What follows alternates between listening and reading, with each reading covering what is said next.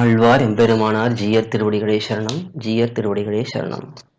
எல்லா பிராணிகளுக்கும் இனியதை சொல்லக்கூடியவர் ஸ்ரீராமன். பிரியவாதீச்ச பூதானாம் சத்தியவாதீச்ச ராகவக என்று ஸ்ரீராமாயணத்திலே அயோத்தியா காண்டத்திலே இருக்கக்கூடிய ஸ்லோகம். ராமன் எல்லா பிராணிகளுக்கும் இனியதை சொல்லுவார், உண்மையே சொல்லுவார் என்று மெய் சொல்லுகிறவனாக இருக்கக்கூடியவன். அந்த எம்பெருமான் உண்மை சொல்லுபவனாக புகழ் பெற்றவனே என்று அதை காட்டுகிறார். அதுக்கு மேல எதா திருஷ்டார்த்த வச்சனஞ்ச என்ன கடவுதிரை. இன்னொரு உண்மை என்பதற்கு இன்னொரு விளக்கமும் கொடுக்கிறார். எது கண்ணுக்கு பார்த்தால் தெரிகிறதோ அது உண்மை. அப்படி கண்டபடி நாம் பார்த்ததை அப்படியே சொன்னால் அது உண்மையாக இருக்கும் என்று ஒரு பிரமாணம். அந்த பிரமாணத்தின்படியும் இங்கே வைத்துக் கொள்ளலாம். ஏன்னா இப்போ கண்ணன் பெருமான் பொய் சொல்லுகிறான். அவன் பொய் சொன்னாலும் கூட அது கடைசியிலே அது உண்மையாகத்தான் முடியும். ஏன்னா அது நன்மை செய்யக்கூடியதா, நமக்கு நன்மை செய்யக்கூடியதாக இருப்பதனாலே அது மெய்யாகத்தான் முடியும் என்று அதையும் இன்னொரு விளக்கம் காட்டுகிறார். உபாயமாய் பூதஹிதமுமாய் இருக்கும். எம்பெருமானுடைய வார்த்தைகளே எப்படி இருக்கும்? உபாயமாய் இருக்கும், பூதஹிதமாய் இருக்கும். அரும்பதத்துல ஒரு அழகான விஷயத்தை எடுத்து காட்டுகிறார். கிருஷ்ணனுடைய வார்த்தை பொய்யாகிலும் அவன் உபாய பூதன் இல்லையா? நமக்கு உபாயத்தை காட்டி கொடுத்தவன். உபாயம் எதிலே காட்டி கொடுத்திருக்கான்? சரம ஸ்லோகத்திலே காட்டி கொடுத்திருக்கான். சர்வதர்மான் பரித்யஜ்ய மாமேகம் சரணம் ரஜ அகம் துவா சர்வ பாப்பேபியோ மோக்ஷயிஷ்யாமி மாஸ்டஹ என்று எம்பெருமான் என்னையே நீ நன்றாக பற்றிக்கொள், மற்ற விஷயங்களை எல்லாம் மற்ற தர்மங்களை எல்லாம் விட்டு என்னையே பற்றிக்கொள் என்று உபாயத்தை காட்டி கொடுத்திருக்கான். அதனாலே அவனுடைய வார்த்தை உபாயமாக இருக்கும், நமக்கு வழியாக இருக்கும், பூதஹிதமுமாய் இருக்கும், நன்மை பயக்குவதாகவும் இருக்கும். அதாவது இரண்டு வார்த்தை சொல்லாமையாலே அப்போதே மெய்யாயிருக்கும் பெருமாள் வார்த்தை. பெருமாள் வார்த்தைக்கும் பெருமாள்னாலே நம்முடைய சம்பிரதாயத்தை ஸ்ரீராமன் தான்.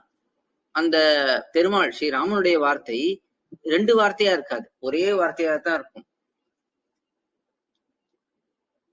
இரண்டு வார்த்தை சொல்லாமையாலே அந்த ஸ்ரீராமன் ஒரே வார்த்தை சத்தியமான வார்த்தையாக சொல்லுவதனாலே அப்போதே மெய்யா இருக்கும், அது அப்பொழுதே உண்மையாகத்தான் இருக்கும்.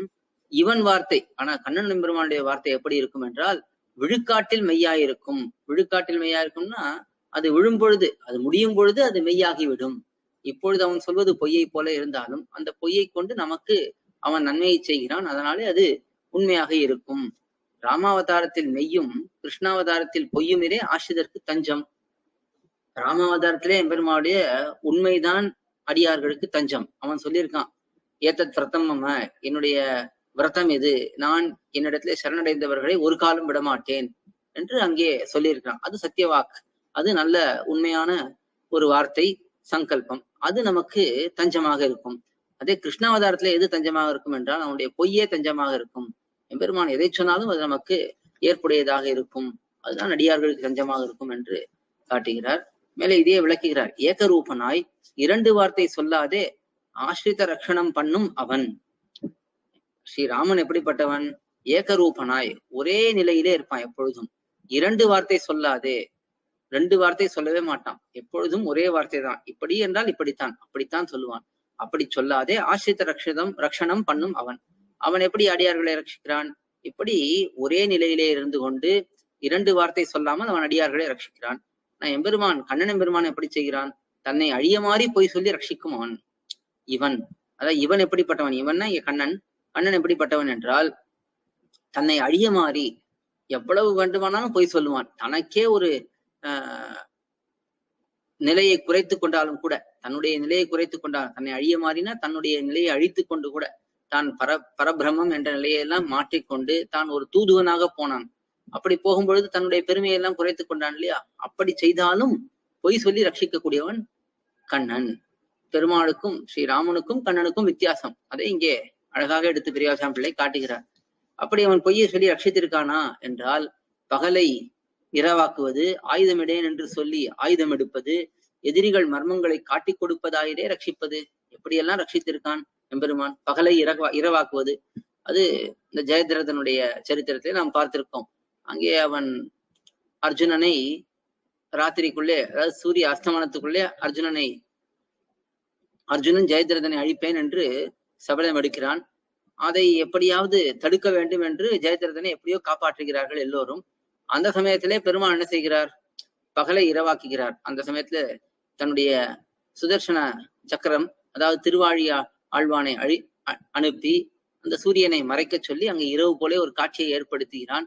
அப்படி ஏற்படுத்தவே ஜெயதிரதனை வெளியே கொண்டு வர இவர் தன்னுடைய திருவாழி ஆழ்வானை திரும்ப வாங்கிக் கொள்ள அந்த சமயத்திலே பகல் இருக்கு என்று தெரிந்து உடனே அர்ஜுனன் ஜெயதிரதனை அழிக்கிறான். அந்த சரித்திரம் நமக்கு தெரியும். அது பகலை இரவாக்குவது. ஆயுதமிடேன் என்று ஆயுதம் எடுப்பது. முதல்ல சபதம் பண்ணியிருக்கான், தான் ஆயுதம் எடுக்க மாட்டேன் என்று அவர்களுக்கு வாக்கு கொடுத்திருக்கான். துரியோதனாதிகள் வந்து கேட்ட பொழுது துரியோதனிடத்திலே சொல்லியிருக்கான், நான் ஆயுதம் எடுக்க மாட்டேன் என்று சொல்லியிருக்கான். ஆனால் பீஷ்ம பிதாமகர் அர்ஜுனனை மிகவும் கோபத்தோட அடிக்க, அம்பாலே அடித்து கொண்டே இருக்க, அந்த சமயத்திலே மிகவும் கோபம் வந்து அந்த சமயத்துல ஆயுதம் எடுக்கிறான்.